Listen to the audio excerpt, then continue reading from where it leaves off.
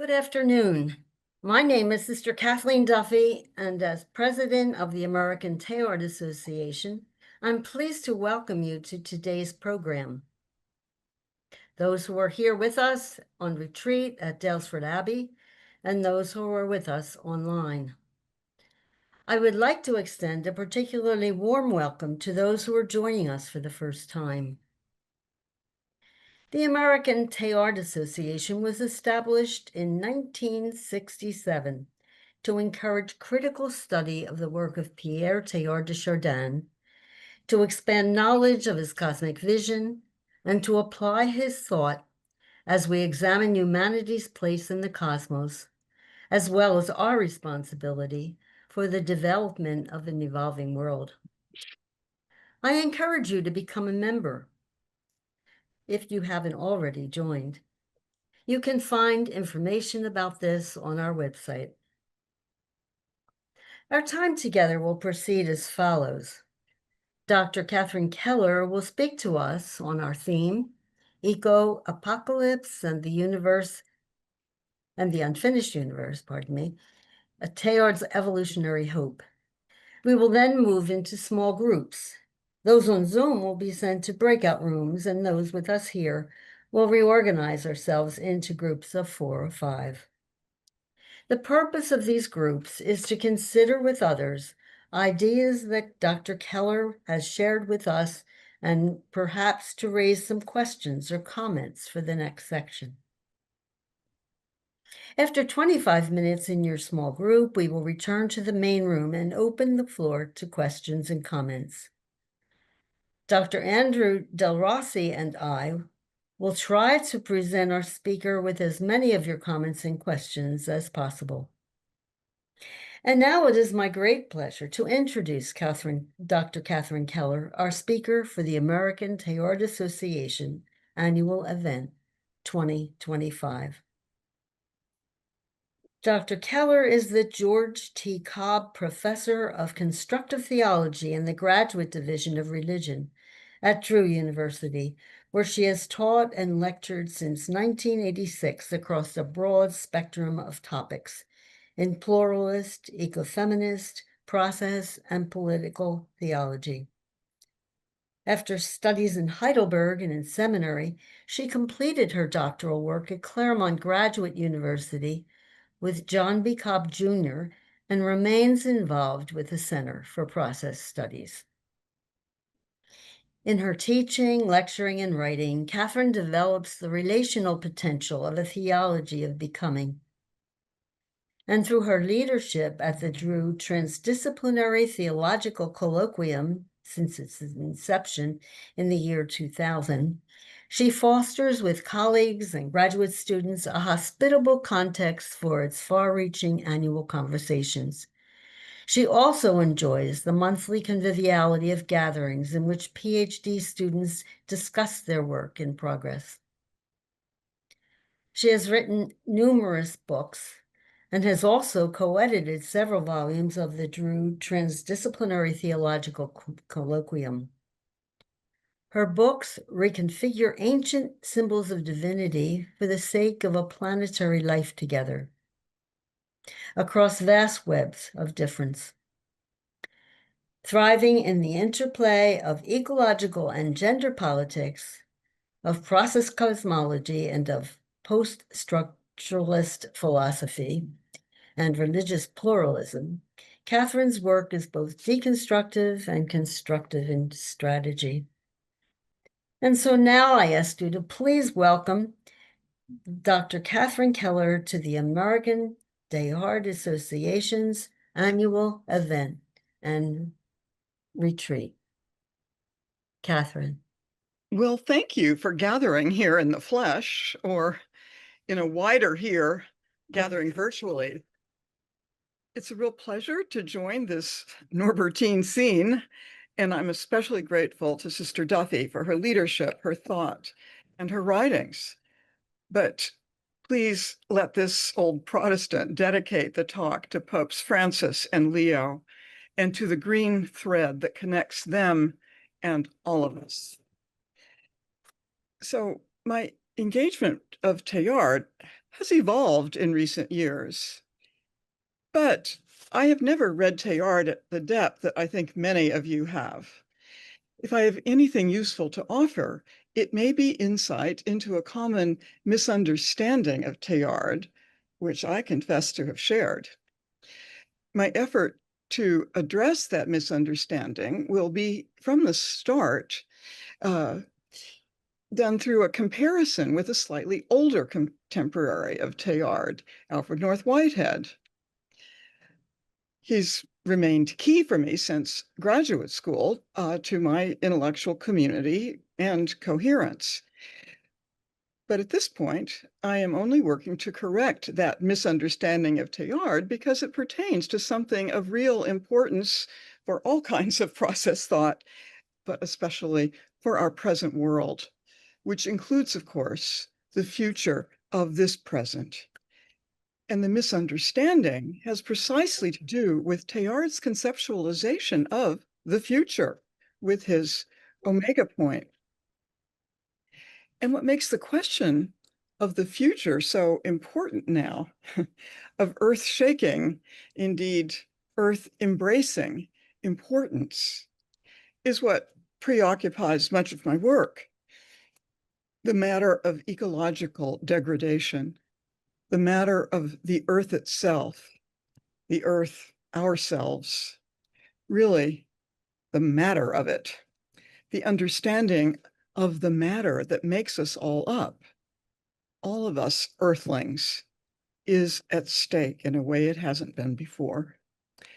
For both of these thinkers, rethinking materiality grounded their vision, the matter which energetically materializes at every moment in everything we are or do or say, what Teilhard called the heart of matter, a truly living, pulsing matter in which the divine is secretly infused, is what's at stake. Neither of them lived to anticipate anything like the current degrading of the planetary ecology. Whitehead died in 1947, Teilhard in 55. Yet the relevance of their work to subsequent environmental philosophy and activism is clear in both the Teilhardian and the Whiteheadian camps and further reaches of influence. The present meditation connects the question of the omega point to the question of Teilhard's anthropocentrism vis-a-vis the ecological challenge of our century. And it comes down to the matter of hope, really to the matter, the materiality that so matters to both Whitehead and Teilhard, however differently. So the themes of cosmic futurity, material ecology, anthropocentrism, and hope together, I hope, will frame the urgent matter implied in my titular eco-apocalypse. But from the start, let me be clear, semantically and biblically, apocalypsis does not mean the end, final closure. It means disclosure, hence revelation, an opening. A lot depends on that difference.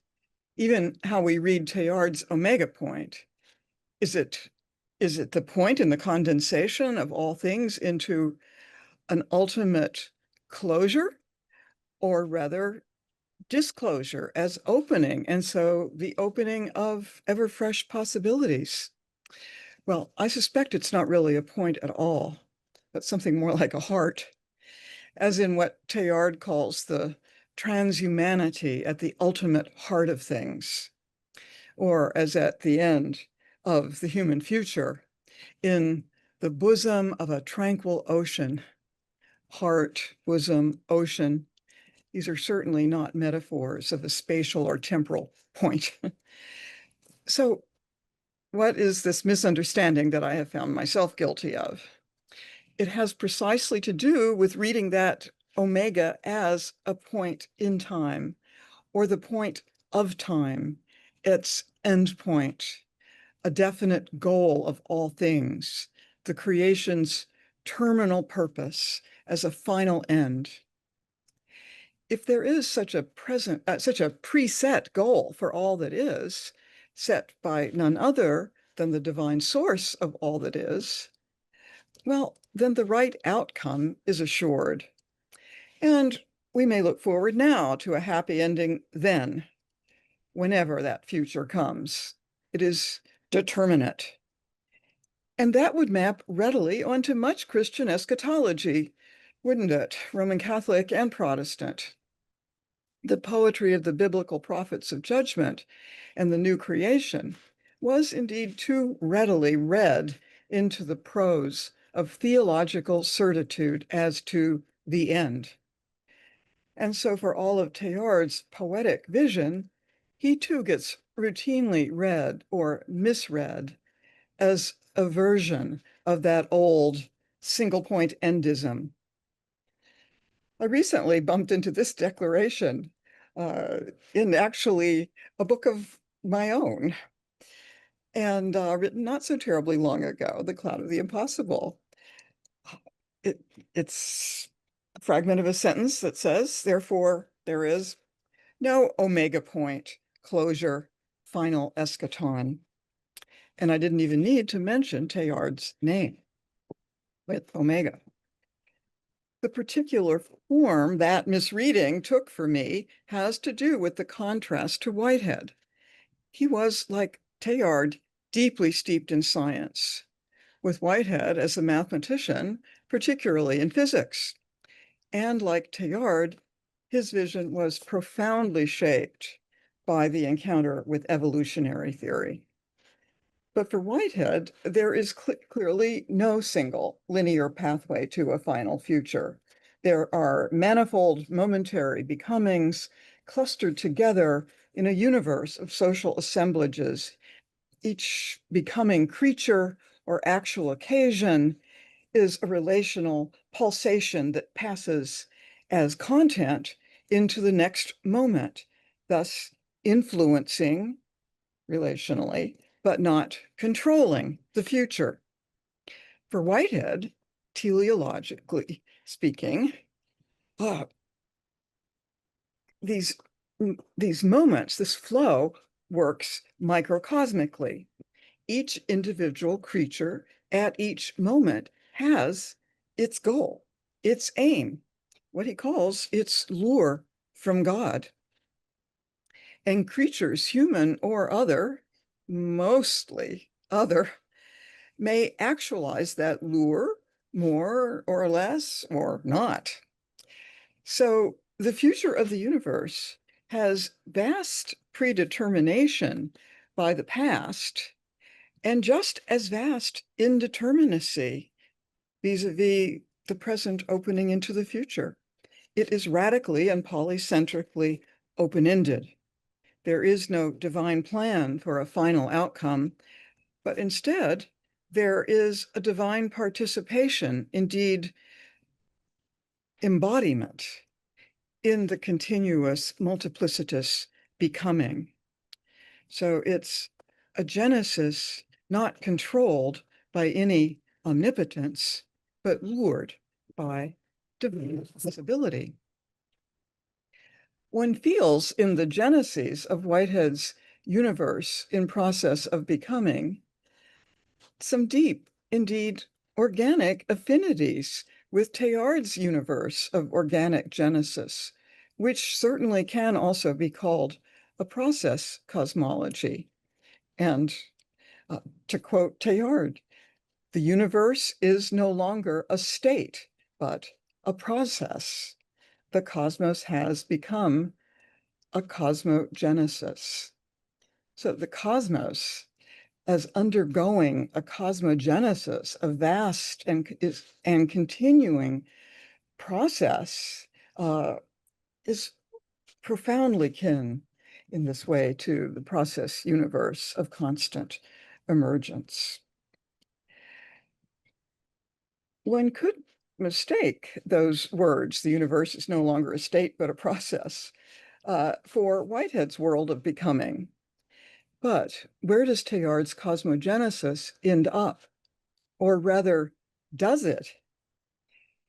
Whitehead leaves the universe radically open-ended. His world without any absolute beginning or final end does seem quite different from Teilhard's. Teilhard's omega as the end point of a teleologically necessary and mystically beautiful process does certainly pose a strong contrast to the Whiteheadian open-ended process. And Teilhard's endpoint does seem closer to classic eschatology. Uh, so the overreading or the misreading of Teilhard's process as a linear, even deterministic process is not easily avoided. Yet as to that determinism, Teilhard is quite clear. In response to the question as to whether anthropogenesis and what he calls the planetization of our species will necessarily succeed, his answer in the human future is unambiguous. By no means, I quote.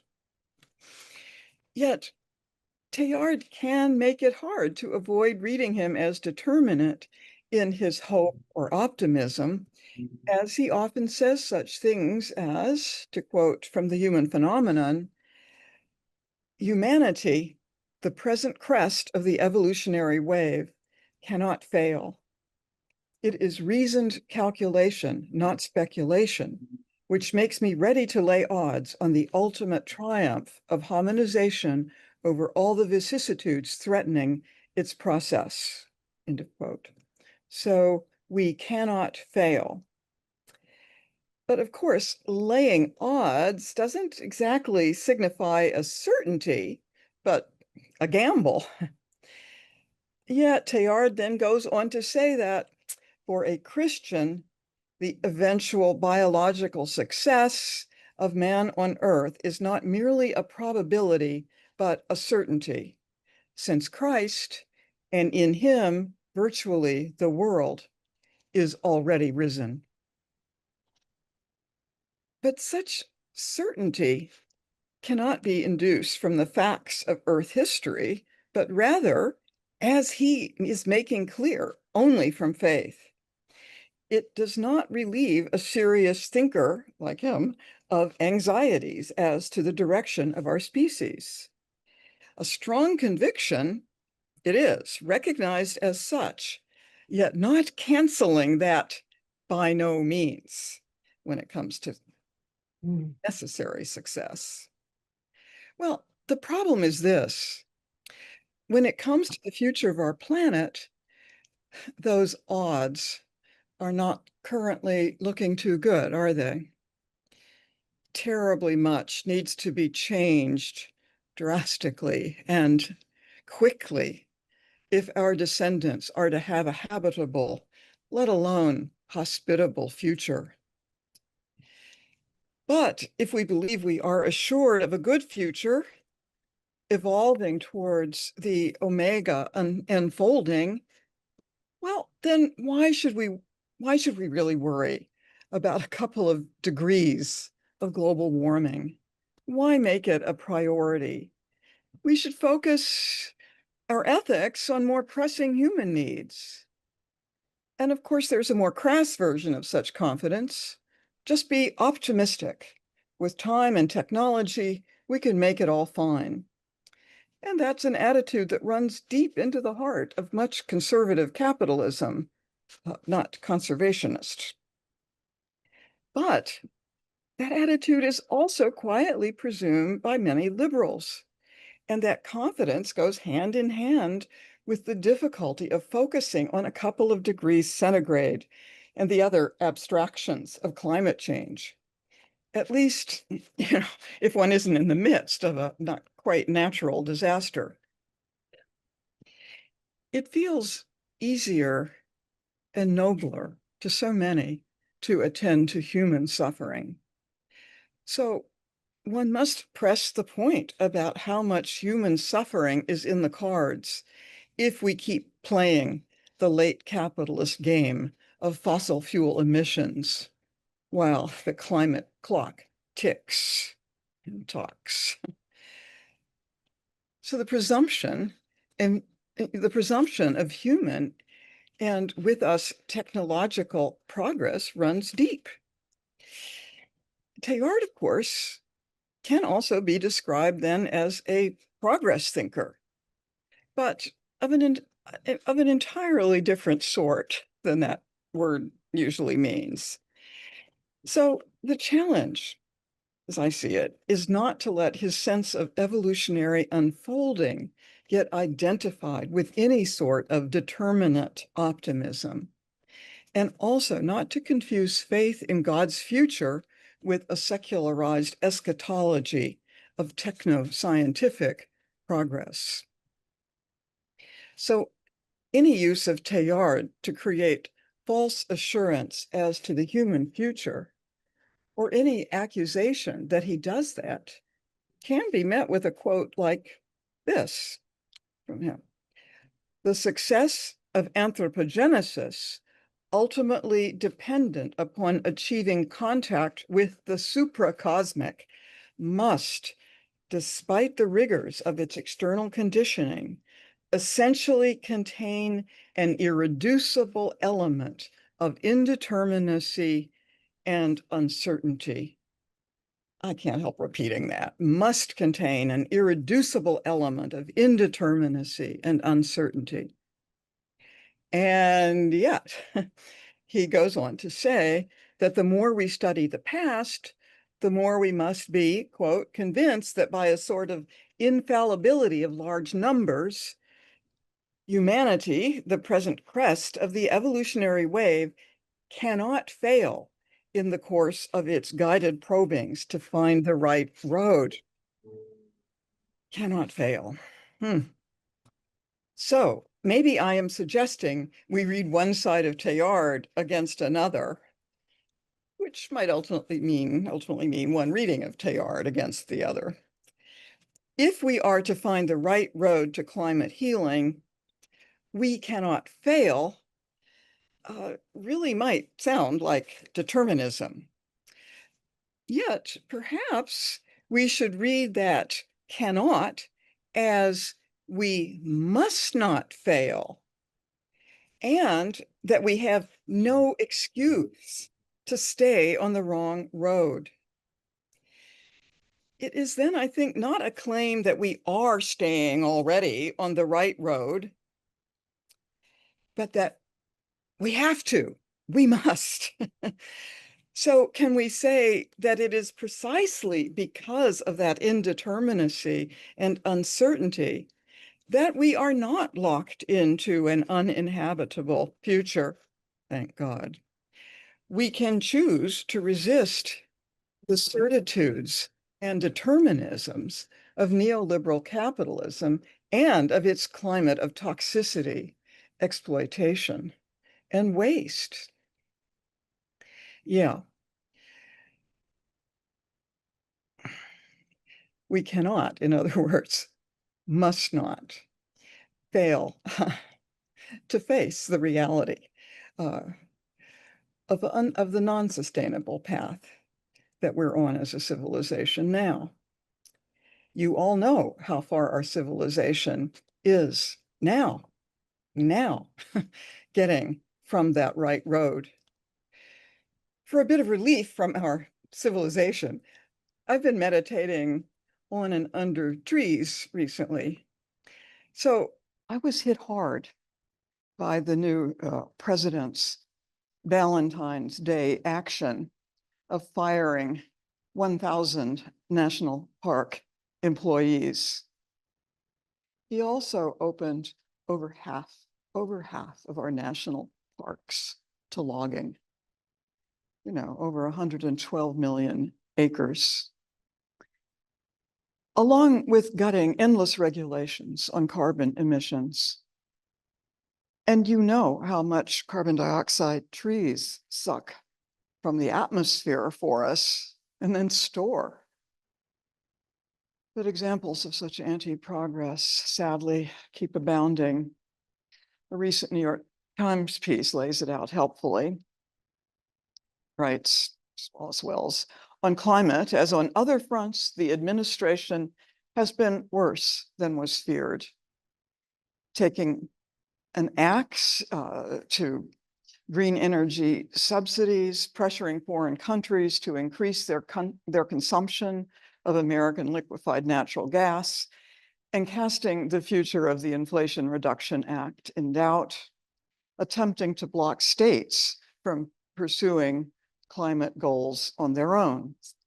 It's been targeting the National Oceanic and Atmospheric Administration, NOAA, and the National Weather Service for the sin of working on climate-related assessments. And it's canceling so much research funding that public agencies and university programs alike are feeling they're in free fall. During his first administration, Trump loved to talk about tree planting as an alternative climate solution. In this term, he's canceling those programs too. End of quote. The trees. Okay, enough of him. You get my point. In the face of such regressions, which have just begun, how do we keep the disclosure of apocalypse from closing down in hopelessness? We need hope. And the last thing we need is false optimism. And so it is surely key to channel Teilhardian hope very much within its own irreducible indeterminacy and uncertainty. I don't think that he'd disagree on the following one point with, thank you.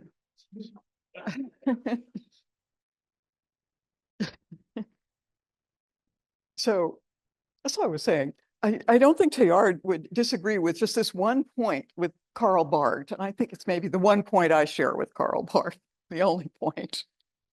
It's this, it's one quote. We as Christians are neither optimistic nor pessimistic. We are hopeful. In the US context, optimism certainly has the ring of a capitalist progress certitude. So I would suggest always using the term hope instead, whatever the original French in its context did. Hope carries the shadows, the lament, and the social vision of the Hebrew prophetic tradition, which is where hope becomes a social ethical value. Whereas optimism flattens. Hope is not the clinging to certainty, but the embrace of possibility. Teilhard does the opposite of flattening our planetary history. He opens it into the widest possible meaningfulness, connected neurogenically even to the development of God. And history itself is at stake in the uncertainty of what he calls the final success of hominization. And again, he is clear, his words, it in no way follows from the position taken up here that the final success of hominization is necessary, inevitable, and certain. He clarifies then in a footnote that for a Christian believer, there is guaranteed hominization through God's incarnation in the creation. But he sharply distinguishes this as faith from the phenomenology of his book above the footnotes. So even some Christian believers might at this point stick for eco-theological reasons to his phenomenology on this point. Indeed, for some of us, steeped, for instance, in the phenomenology of Whitehead, that uncertainty reveals a more robustly open-ended cosmos and theology. We'll get back to that. As to specifically ecological contributions, Teilhard did list possible ways Earth could come to the end. He did name how we are ever more threatened by, this is his language, by internal dangers at the core of both the biosphere and noosphere. Onslaughts of microbes, organic counter-evolution, sterility, war, revolution. There are so many ways of coming to an end. He does not mention environmental abuse, but it was 1959. So I'm not interested in an anachronistic critique of Teilhard. In fact, Teilhard died before strong environmental consciousness began to emerge. Rachel Carson's Silent Spring isn't until 3 years after his death, 62. First Earth Day is 1970. Yet, interestingly, he read the 1948 Our Plundered Planet by Fairfield Osborne, which may count actually as the first major environmental text, at least in English. And I only know of Osborne through Teilhard. And so just to keep the general point here live, I mean, it's clear that since then and now there is very much environmentalism that is inspired by Teilhard, like that of Thomas Berry and Mary Evelyn and John. You there? So in his discussion of Our Plundered Planet by Osborne, Teilhard writes of squandering our reserves as, he says, the population graph is rising almost vertically, while arable land in every continent is being ruined for lack of proper husbandry. We must take care. We still have feet of clay. Isn't that a wonderful, very earthy, Adamic warning? Feet of clay. And as to that population explosion, he recognizes its dangers, but interestingly, he draws hope from it. And I think that is not just some religious resistance to birth control. He meditates at length on what he calls totalization.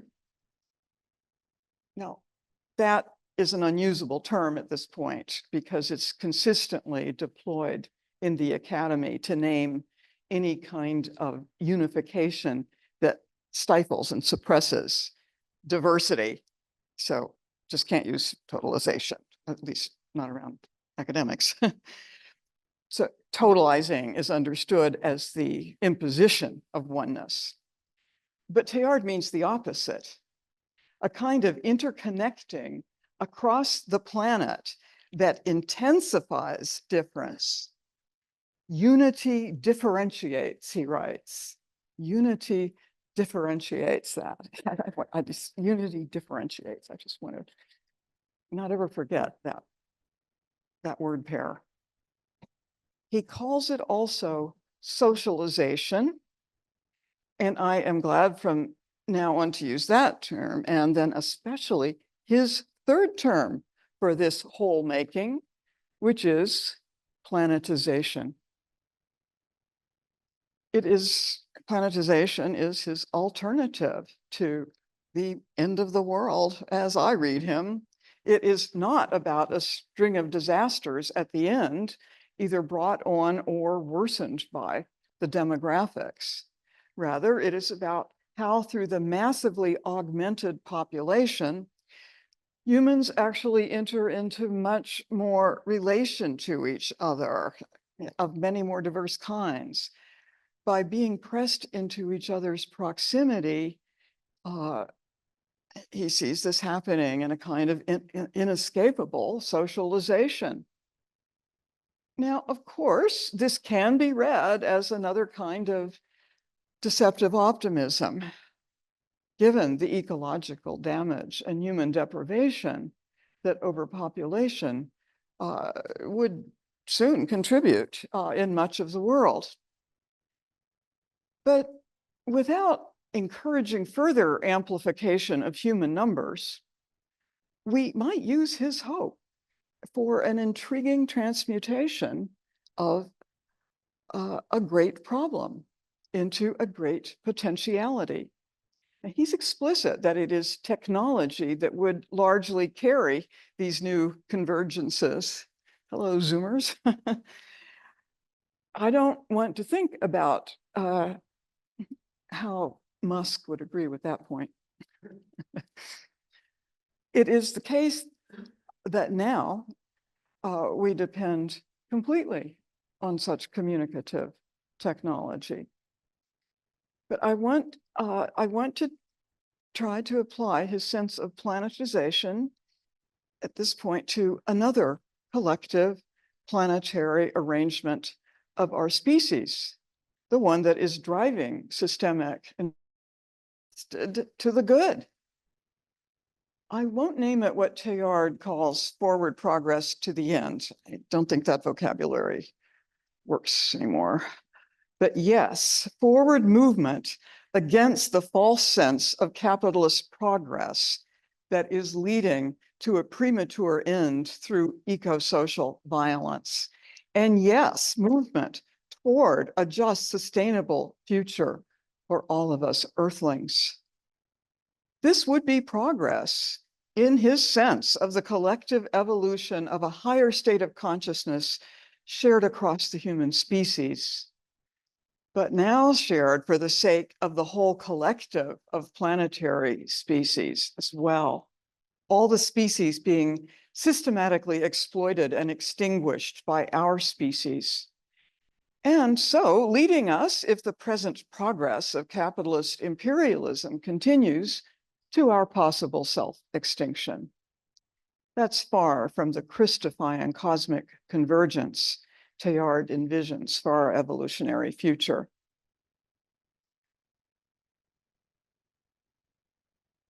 So another primary concern persists, the question of Teilhard's anthropocentrism. So I don't think there's any way around his human-centeredness, except perhaps by emphasizing that for him, the center itself opens into the center of all things, indeed into the heart of matter. My question remains as to how his vision of the Earth as living planet, but as a planet whose primary meaning is anthropogenesis, can help motivate the needed burst of eco-political healing. Is anthropogenesis simply too human-centered to resist the destructive anthropocentrism of the Anthropocene? And yet, how can one miss Teilhard's celebration of every atom of matter through the love, the spirit at the heart of matter? More poetically and reverently than Whitehead, yet similarly embracing the intrinsic value of every microcosm, every actual occasion, Whitehead, of the world.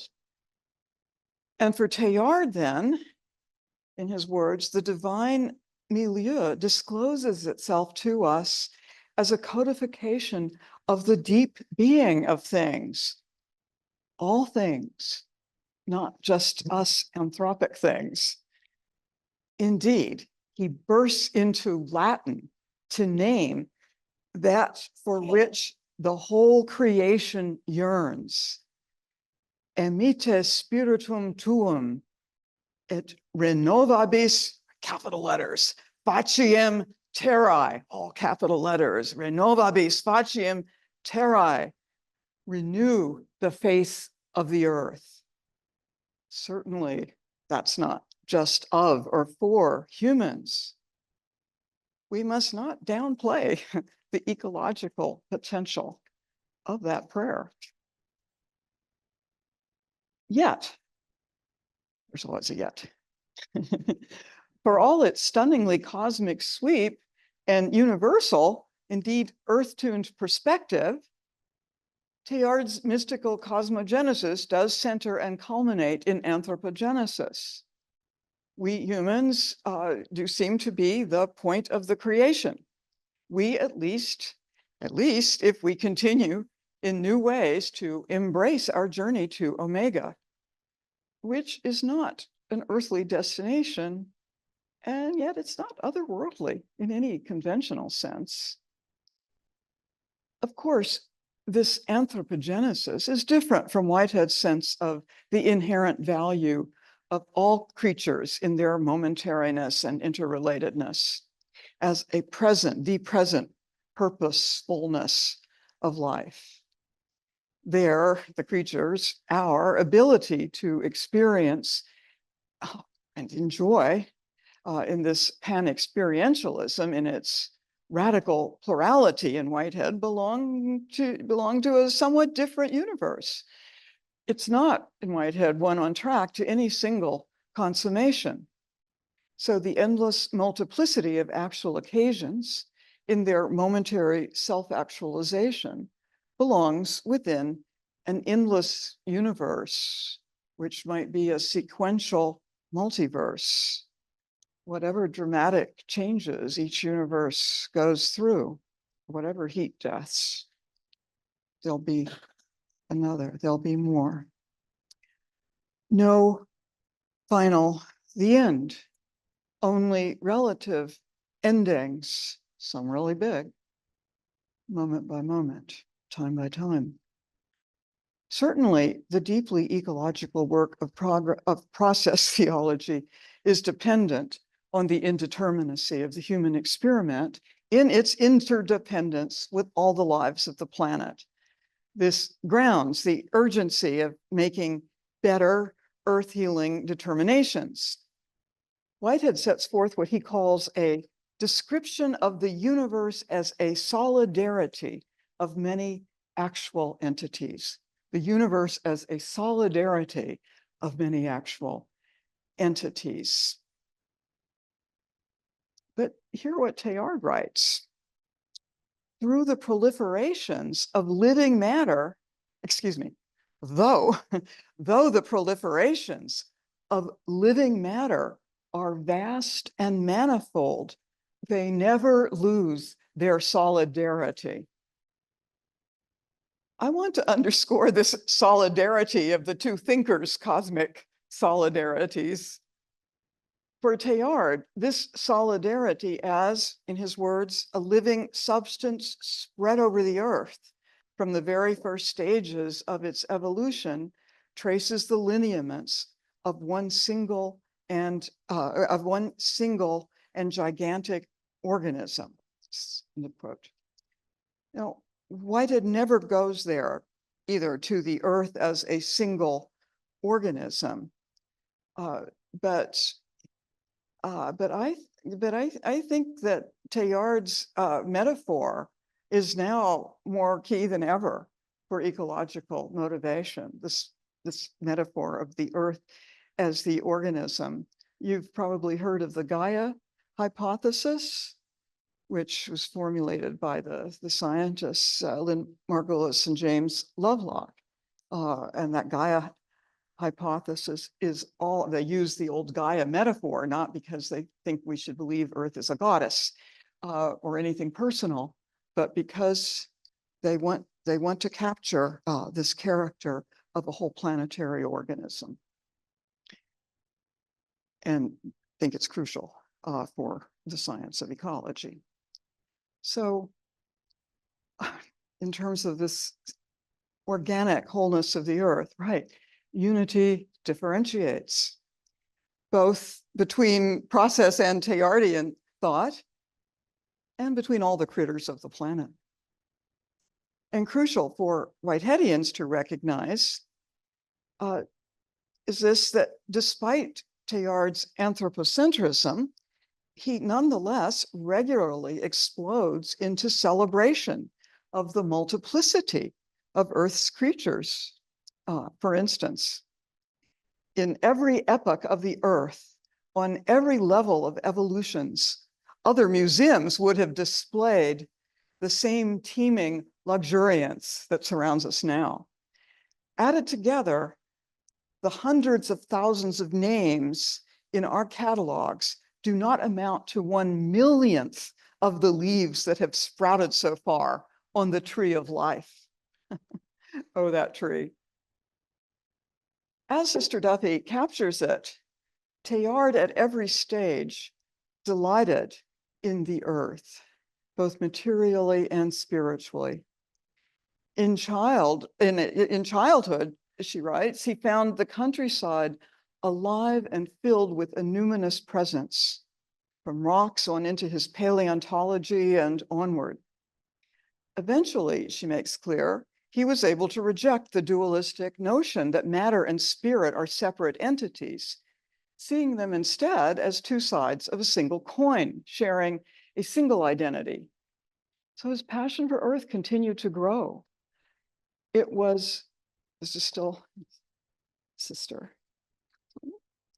It was earth that he loved, evolution that he believed in. And so he developed the dual law of creative union and of complexity consciousness. As matter complexifies, it becomes capable of generating and sustaining more developed forms of consciousness and encourages still greater complexity.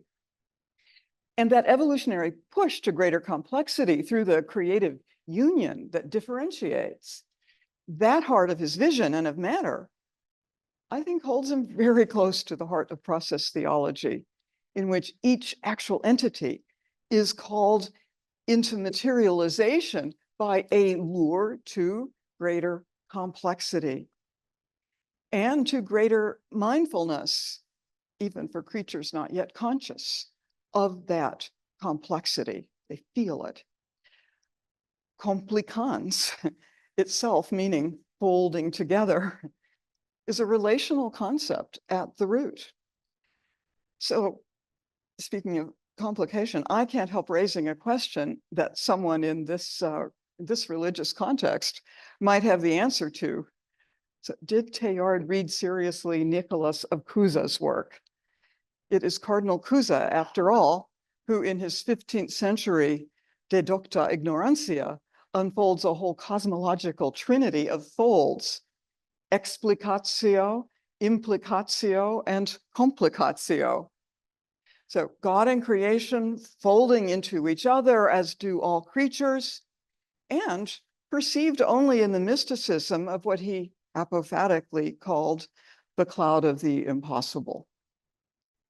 Teilhard updated the mystery of that convergent complicatio, and of course, of that complexity's cosmological Christology, a Christ enfolded, incarnate, alive and unfolding in all creatures. Teilhard's great tree of life seems to me like the opposite of the dead tree of the crucifixion. And yet Teilhard, of course, was never far removed from the cross, or rather from the life that did not terminate, that life that did not terminate in the crucifixion, indeed did not come to an end, the life of the incarnation. So there's one line in Teilhard's Heart of Matter that we might, in an age of eco-apocalypse, utter repeatedly in prayer. Through your own incarnation, my God, all matter is henceforth incarnate. Through your own incarnation, my God, all matter is henceforth incarnate. The God of the Christians, he writes, emerges as identical with the deity of whom the earth dreams. Gaia. One must have a silent breath to take in the radicality, the deep radix, the earth-rootedness of that Christ. So far from any straight anthropocentrism, all matter is incarnate, Christ embodied in it all. And as Sister Duffy clarifies, in Jesus of Nazareth, Teilhard also found a tangible God, one he could see and touch. A Jesus who was born into the very process of evolution to encourage its positive direction. And after death, rose from the dead to exhibit the cosmic dimension of the Christ, a capacity that relates Christ to the entire universe. In the process of Christification, matter's convergence and Christic emergence reveal, Duffy shows, the God not of the above, but of the ahead. The God not just behind evolution, but actually also evolving. A God then finding embodiment in every root and branch of the tree of life. Well, this is surely a great root for an eco-Christology. Now, something deeply akin to Teilhard's Christ does actually show itself in process theology. And it's especially in the work that drew me, like over 40 years ago, to go study in Claremont with John Cobb. Cobb's 1975 Christ in a Pluralistic Age. In it, Christ is the cosmic logos who calls each creature moment by moment into Genesis, not a unilateral causation, but an invitation, what Whitehead calls the divine lure. Through the lure, what Whitehead called the primordial nature of God offers new possibility to each becoming creature, possibility to self-actualize more fully, more relationally, to fold together, complicatio, more of the surrounding world. This God does not work by omnipotent top-down power, of course, in Cobb or Whitehead, but indeed by what Teilhard calls a super love, the attractive power of a veritable super being in the phenomenology of man. That shared move from the coercive power of classical omnipotence to attractive power may be key, not just to the solidarity of Teilhardians and Whiteheadians, but to any theological mobilization of social and ecological responsibility. As Sister Duffy names the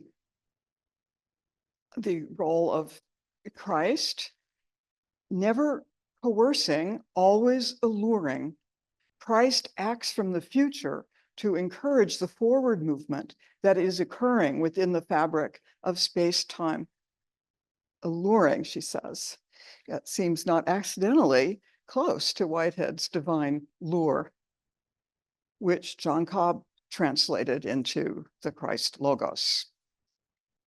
Not therefore a determinist activity for a preset future, but the attractive power, she says, comforted Teilhard amidst his difficult travails, that comforted him with its calm and powerful radiance engendered by the synthesis of the elements of the world in Christ. That synthesis is a folding together that lures the creature toward greater participation in the ongoing creative process that is the universe, alluring, not forcing. And in process theology, that primordial nature of God releases specifically the initial aim as this moment's novel possibility, the lure. The creature actualizes that lure a little or a lot or not. but God lures that creature toward a self-composition out of all that makes up its world. We might say toward a fuller ecology of becoming. And then God enfolds in God's self, whoever the creature becomes at that moment. Of course, that cosmic momentariness of becoming differs from the long-range aim of Teilhard's unitive cosmogenesis. But perhaps a solidarity is also possible there. In Teilhard, that attractive power, that super love, is said to be urging the creature towards someone, capital S, capital O. And actually, that is very much the case in Whitehead, for whom each creature becomes immortally part of God, as part then of a divine self-composition that comprises the fully actual aspect of divinity, the becoming God, what Whitehead called, in distinction from the primordial nature, which is an infinite spectrum of possibilities, this actualized side is called the consequent nature of God.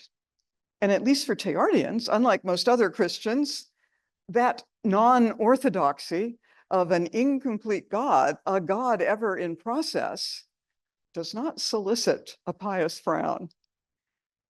For Teilhard, also, and I quote, God does not offer himself to our finite beings as a thing all complete and ready to be embraced.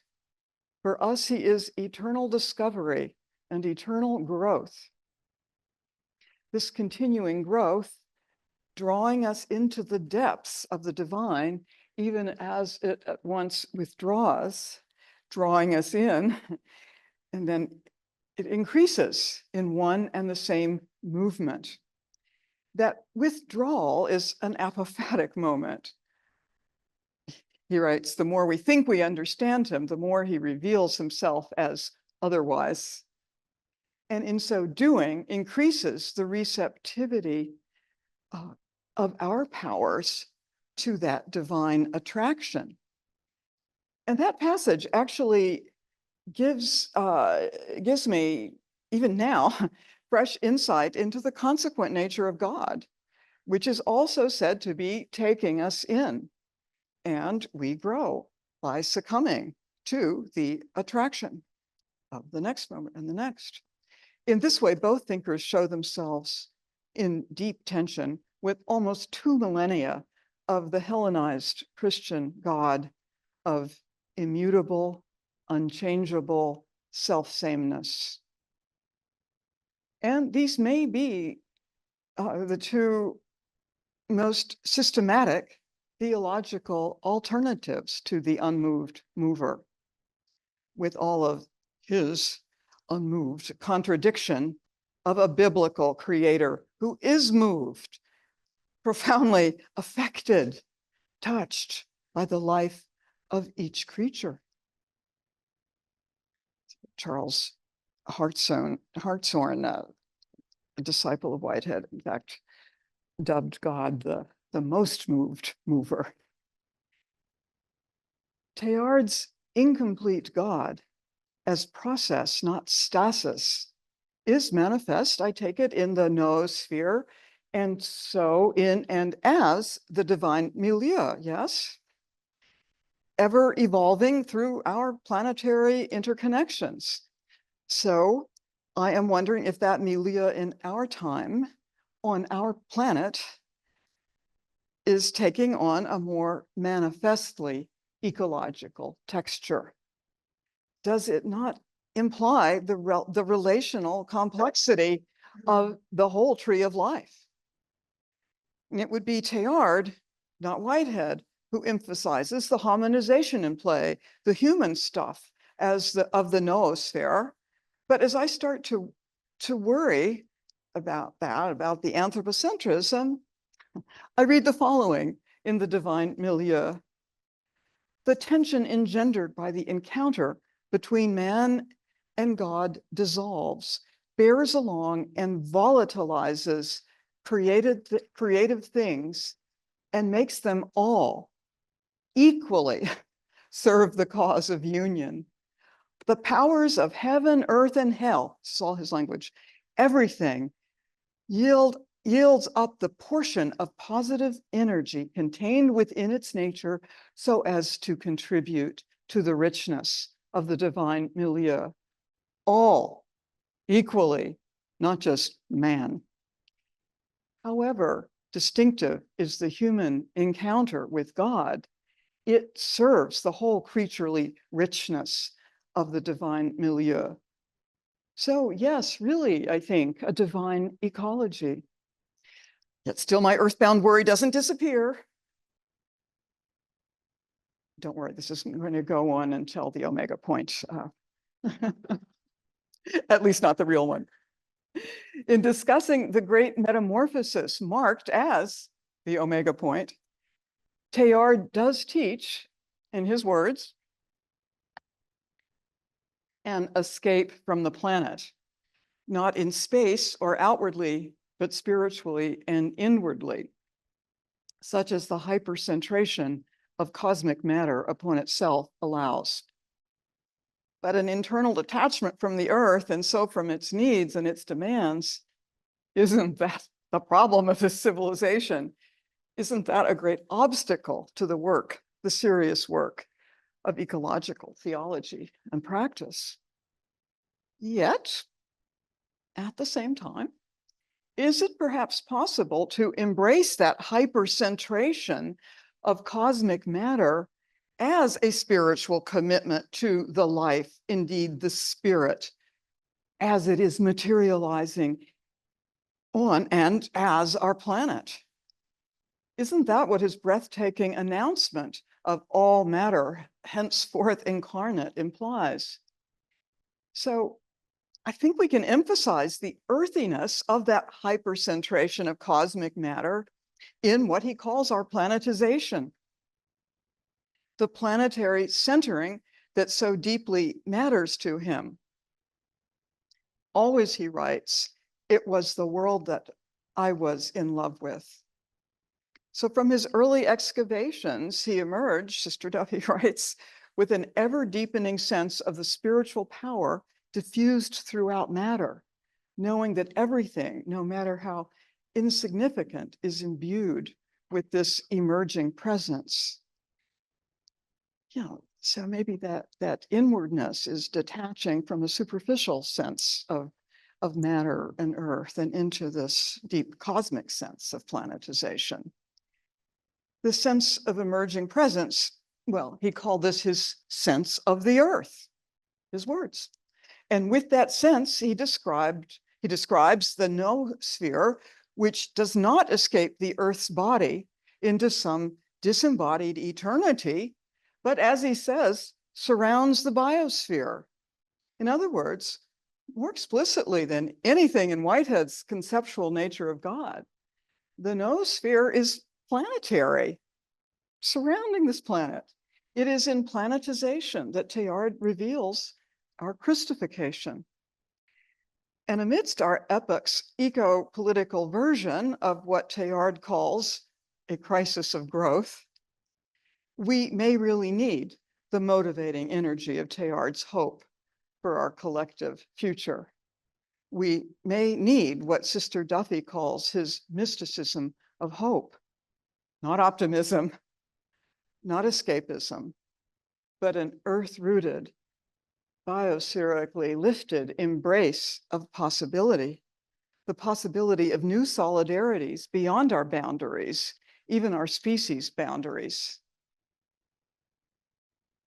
The possible actualizations alluring us toward perhaps that truly earthy divine milieu, the omega, read not as a fixed point in the universe, but a moving center, which we have to follow, writes Duffy, like the Magi, their star. So now, as Teilhard wrote in 59, the task of building a healthy mankind, okay, humanity, the task of building, the task once, I'll do it, the task of building a healthy humanity already stares us in the face and becomes more acute every day. With the help of science and sustained by a renewed sense of our species, shall we be able to round this dangerous corner? Shall we be able to round this dangerous corner? That question, I fear, was and is a real question and cannot now be answered by any simple yes. But the question can strengthen the solidarity, certainly of Whiteheadian and Teilhardian publics. It can continue to clear up misunderstandings like mine. And surely the very acuteness of the task of our dangerous corner is being recognized by vast populations, if not yet strong enough majorities, who are learning to recognize ourselves as the systematically troubled, dangerously gifted species that we are. All around us, Teilhard writes, tangibly and materially, the thinking envelope of the earth, the noosphere, is adding to its internal fibers and tightening its network. And at the same time, its internal temperature is rising. And with it, its psychic potential, the super organization of matter upon itself. Sadly, which he couldn't have known, the external temperature is also rising. So our solidarity in and with the super organization of matter matters more than ever, as do each of our moving centers in our crystallifying, complexifying interconnectivity with each other, with every other creature in our networks, within the network that envelops us all. So I am not certain, but I am, yes, hopeful that the Omega portal is not already slamming shut on us Earthlings, on our shared planetary process. And isn't it a beautiful thing how the Greek letter Omega is shaped? Exactly like a portal, not at all a point or a closure, but an open archway into the future. So not the closure of a pacifying pessimism or of an unquestioning optimism, truly alluring this apocalypse of disclosure, not closure. The evolutionary hope does, I think, and can go on. In the meantime, however mean the time gets, I want to remember these season-appropriate words. Over every living thing which is to spring up, to grow to flower, to ripen during this day, say again the words, "This is my body." Well, I want to say it under a tree as well, because I want to say in closing, I was very glad for a quick walk through the Abbey's stations of the cross today. Each station of that dead tree nailed on a very live one. This is my body. Thank you. All of you parts of the body. And I just want to thank you very much for all that you've been able to say, but I also want to give you a blessing. Oh, thank you. The blessing of Omega. And so let's give it. Thank you. Thank you. All right, small groups in person. We're going to kindly ask you to maybe just reorient yourselves so you're facing up toward the podium again, please. And those of you that are on Zoom, you should be back in the main meeting room now. So if you are on Zoom, first of all, I want to apologize. We experienced an outage during the course of Dr. Keller's interview. So when it dropped down for a couple minutes, that's why we got things back up quickly. However, if you're on Zoom and you have a question or a comment, kindly post that in the chat and we will take things from there and deliver the question to Dr. Keller for you. Okay. And so for you who are here in front of us, just put your hand up and I will run around with the microphone. Just want to say though, be sure to keep your questions short. Like you don't have to give a homily or a lecture or you know what I mean. Well, I'm not talking to you, but certainly to us. So if you're in the room and you have a question, please raise your hand. I wonder, what do you think Teilhard would say if he knew the science of today? Of today, if he knew the science of today, do you think he would be modifying his thoughts in any way?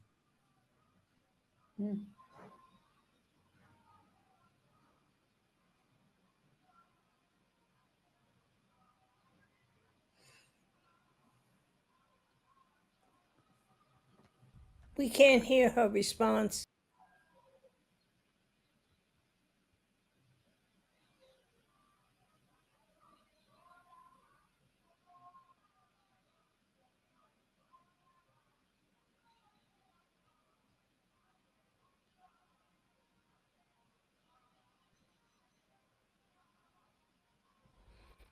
We can't hear her.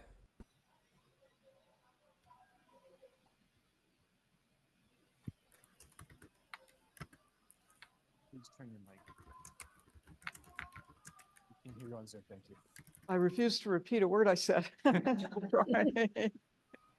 But I think what he would love about quantum entanglement is the vision of an utterly interconnected universe, because you know how the quantum entanglement goes. If you have two electrons in a laboratory, you just say one electron and you somehow divide it, then you're into electron A and B, and what they do kind of naturally is they zoom off in opposite directions at absolutely equal speeds because they're somehow the same as each other. So opposite directions, but exactly the same motion and speed.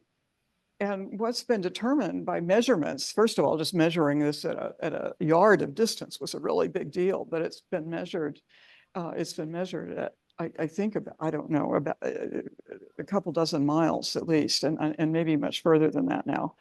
But what is discernible is that once you can do these incredibly difficult measurements, is that when you measure one of the two particles, it responds, with the relational indeterminacy of matter itself. So it responds in a way you couldn't have predicted to the measurement. Its response is measurable, but it's a spontaneous response to the measurement. And your machinery is measuring the other one at the same time, responding also with indeterminate spontaneity to its being measured at the exact same split instant. And it always reacts in exactly the same way. That's kind of spooky beautiful about the interconnectedness of things, at least at that microcosmic level, but it seems like it spreads out over the macrocosm. So I don't think this would challenge or change his basic instincts, but I think it would push for more emphasis on the relational indeterminacy that nonetheless retains such a rigorous bond of connectedness at the very base of matter and help. I'll answer more short. A discussion in our little, or a question in our little group kept bouncing around, or I kept throwing to the group, maybe. Where was it in Western line of thinking that this immutability and unchangeability of God entered the picture mentally?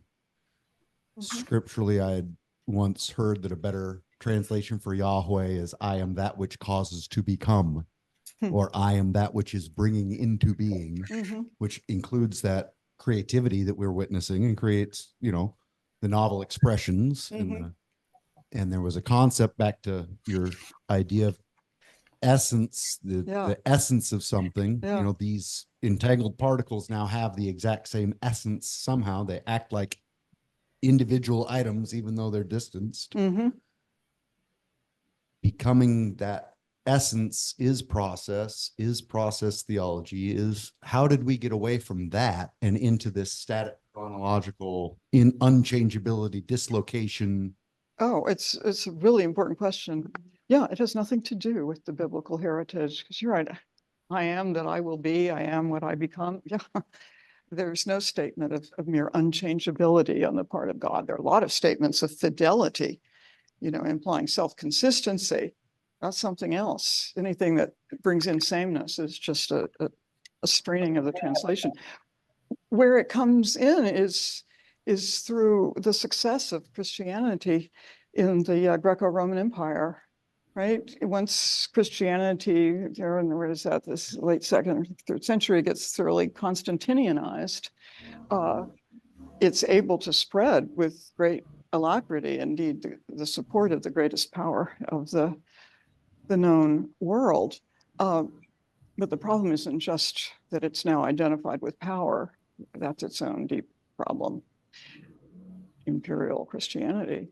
But that the Roman Empire, Greek and then Roman, all presume a metaphysics of changeless being. I got to read a lot of Plato when I was too young for it, and I'm grateful for that. And when you actually read Plato, and they're, you know, it's alive, it's great stuff. So I don't want to rag on him. You know, they're dialogues with multiple possible positions, and you know, one's always preferred. But I still always have to make Plato the scapegoat here, because Plato, and then in a much more systematized way, Aristotle really hardened the notion of that which is most real as being itself, the being, the ousia of a thing, or the on, that is inherently unchangeless. To be is not to become. To be is to be self-same. To become, that's to change into something else. That's the modality of mere mortal creatures. Anything that is eternal, meaning the divine, and for Plato, maybe even more than that, it was not about any divine person, it was about the eternal forms, the patterns that are quite mathematical, that organize the universe. I think they exist too in the mind of God, you know, mathematics and all. But for him, then that changeless patterning identified with being is supreme over all that changes, that merely becomes and perishes. Genesis kai Torah. And Christianity, as it came under the rule of empire and developed its own ruling empire of spiritual power, just fully absorbed that metaphysics. But it wasn't just because of the power, it was also because Christians needed to communicate. So they needed to work with the philosophies and the presuppositions of the people they were teaching. So so Christian theologians brilliantly absorbed the philosophy of the ancient world, the ancient Greek and Roman world, brilliantly, right? And tragically, because it brought with it that dualism of changeless being, changeless single being, and then the multiplicity of mere becoming beings. Okay, so this question comes from Linda Sussman, and it's a long one, bit of a compound question. So please, I'll do my best and you do yours. And if you need me to repeat it, please let me know. As we who are developing a mystical evolutionary perspective with help from Teilhard and Whitehead, what is the most fitting means of relating to the God in the non-dual conceptualization that now holds God as being, offers Whitehead, an evolving companion who suffers with us? Yeah, no, that's beautiful. there's a snatch of an important quote from Whitehead in the end of his major work, Process and Reality. God is the fellow companion who suffers with us. And it's not, therefore, about a God who is unmoved, unchangeable. And this pops through Whitehead's work throughout Process and Reality, and there are a lot of glimpses elsewhere.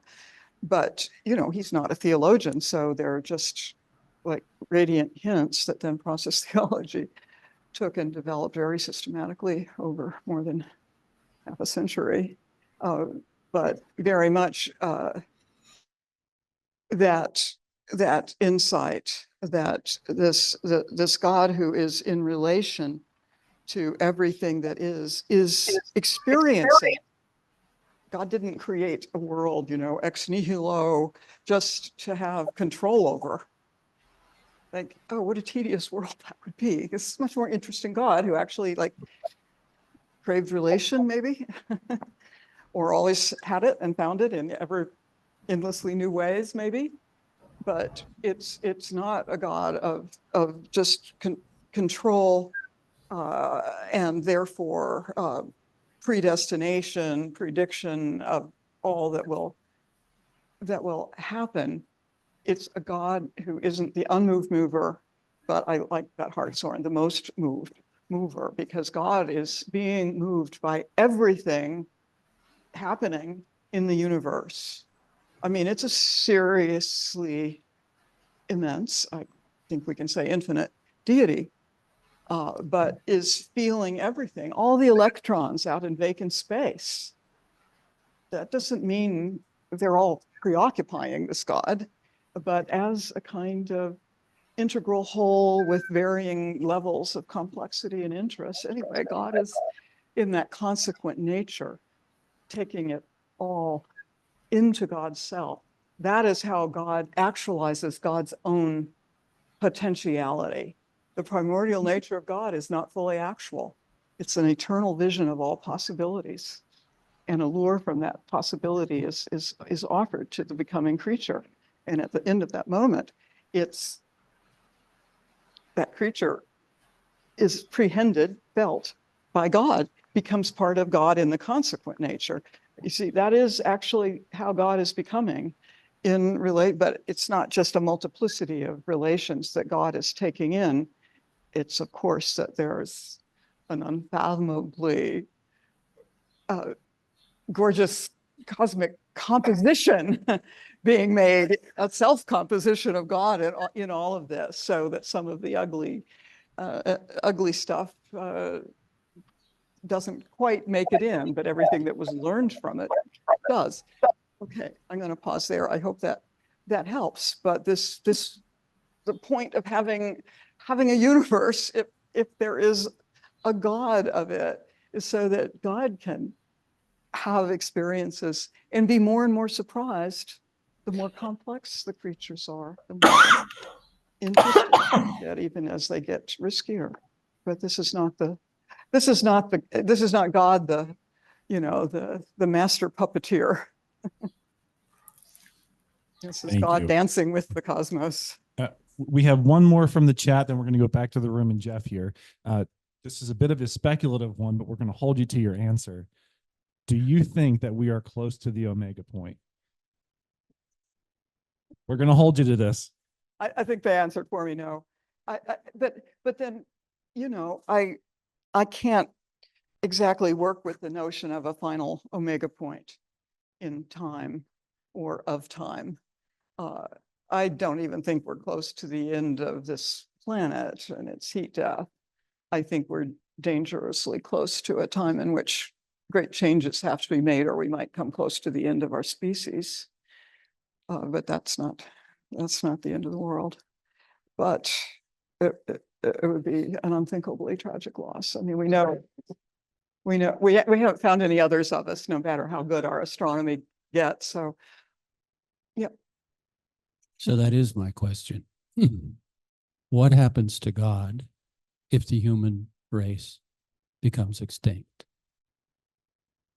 Yeah, I think that's a question to meditate on and not to believe anyone's answer to it. But that's true of all the really important answers, right? The big questions. I think that this most moved mover would be moved in great pulses and sequences of suffering. But this is a God who suffers with us all along. It's a lot of suffering. This would be a lot more. I think and yet all the beauty and experience that was interesting of our species' contributions to the earth and perhaps to the consequent nature of God would be also they're objectively immortal. Everything gets objectively immortalized in God. Doesn't mean it has subjective immortality, but it's remembered.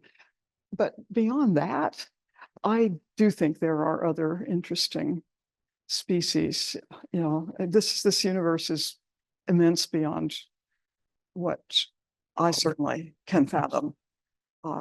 There might be billions of of different actual galaxies, of worlds. We don't know. We just know it might go on and on forever. So I suspect there are possibly innumerable other worlds and species that are as interesting as we are, and that this God is in relation to, I think, and some of them will have really effed up and badly, and others may be evolving into something that would seem quite angelic to us. Interesting question. Yeah, sorry. I'd like to thank you for your sharing your time and your wisdom with us. I think that you and Teilhard are saying that life is a mystery to be lived and trusted. To be lived and trusted. My question is, what would Teilhard say about AI? Would it help the evolutionary drive or hinder it? Well, you all can answer that better than I can. To me, the answer seems he would certainly be embracing it, and he would be pointing out how we all of us who are some of the really most critical people around about technology are sharing our critiques through AI. Right? I think he would be very helpful now, because not of a blithe optimism about technology, but because he realized that it's through technology that the vast, vertical numbers of the population spreading out over the horizons of the planet, that is only workable through technology. And communications technology was, I guess, just it was barely able to imagine, I think, where we would go. I think he would probably suggest that we should work with very critical hopefulness with AI, and that it's important that we work with it and not leave it to the powers who who largely own it. And you've probably had experiences like this. For me, it's very recent. It's the last few months. A couple of friends of mine who are not computer whizzes, but much better technologically than I am, have had AI answer questions that they're sort of my kind of questions. And it's creepy how smart the answer is, and how the AI understands that I'm not even going to like that the answers come close to how I would answer it. They respond with a little irony about, of course, I'm just a machine, so I don't feel this how you do. I mean, this is very scary, and I'm going to keep exposing myself to it. So someone is, the spouse of a friend has done something I don't know how to think about, but she's had it write a little mini book out of one of my books that would be much more accessible to a public, and wondering if I might like to publish that so my work could get around more. And I can hardly read past the first paragraph because it's kind of good. But this, I mean, our students aren't allowed to let computers write for them. So I can't possibly, unless I advertise it as that's what I was doing. And then I'd be glorifying that kind of use of AI. So anyway, I find this a whole really interesting, creepy question. And so even technologically kind of dumb people like me need to keep learning, as I am. And those of you who can combine your kind of spiritual, theological, philosophical interests with sophistication in AI need to help, need to guide, need to be leaders so that it gets used well. We're not going to make it go away. So it's, I think, important to encourage people who have the capacity to span that spectrum between a really earthbound spirituality and a really sophisticated use of artificial intelligence to consider sometimes really focusing there, steering us. Well, thank you so much. I think we better stop now. It's a little past 2, but let's thank Catherine one more time. Thank you. We have so much to think about, right? And I I'm hope glad I'm going to be around, through late Yeah. tomorrow morning, so we can have lots we of can chat conversations. more, right? And thank you to those on Zoom, too, who came to be with us. And I just want to say a couple things here. That I would like to invite you to several initiatives sponsored by the American Teilhard Association. We're planning an in-person event for for Sunday afternoon, September 28th. We're going to try an in-person event again. We had a tea party not too long ago. And so we thought we need to do something like that again. And so Amy Edelstein, whose book is back there, it's a lovely book on contemplations on Teilhard's writings. And we're going to have a dessert bar and some contemplation. And so we're calling it maybe coffee, contemplation, and conversation, but we're also going to have tea for the tea lovers. And there will also be an opportunity to watch her presentation on Zoom. So it'll be a little different again from what we've usually done, but we're finding that the conversations, the one that Jay McDaniel and Ernie Tamming did a while ago, was much more interesting in a way than having a lecture, So we'll try to do more of that. And we also sponsor a lot of reading circles, which are amazing. Andrew often has something. It's not as continuous as the others, but Paula and Sam have a wonderful one that people seem to love. I don't go to it. I do one, and Ernie is doing the human phenomenon, and he might try another time. What's that? Yeah, that's right. Usually Lent or Advent or something like that. Yeah. So all of that is really good. And as you see back there, we have the proceedings of the October 2023 event in New York called Pierre Teilhard de Chardin, The Mass on the World, that contains many valuable essays by prominent Teilhardians from around the world, including 2 relatives of Teilhard. I think that's really interesting to hear the inside. And you can get either a paper edition or a Kindle version. And we continue to be proud of our board members, Frank and Mary Frost, whose documentary, if you haven't seen this, you really need to look at it. It's called Teilhard, Visionary Scientist. It's a beautiful 2-hour documentary, and it's been nominated for an Emmy Award. And we're so proud of him. And they would have been here today, except they're making settlement on a new house. And so that was really a little bit more important, but I'm sorry they weren't. So just to hear your applause. So our website, we're hoping to release a new version of the website soon, but the old website still will give you access to films. We usually record any event we have, and we have events that go all the way back, maybe almost 20 years. And so our website contains links to a wealth of recordings by well-known Teilhardians. And Andrew has begun a series of podcasts. We're up to, what is it, 14? Okay, good. Wonderful. And by, people that we know. And I was watching the John Hart one the other day, and he's like talking about his own journey as well as what his thought is. And I think that's so enriching. And then always check our social media, because we try to let you know what's going on there. And once again, I just want to thank you for your participation, for your good questions and comments, for your continual support for our efforts. Without you, we won't have a Teilhard Association. And I also want to just thank one more time my friend Catherine Keller.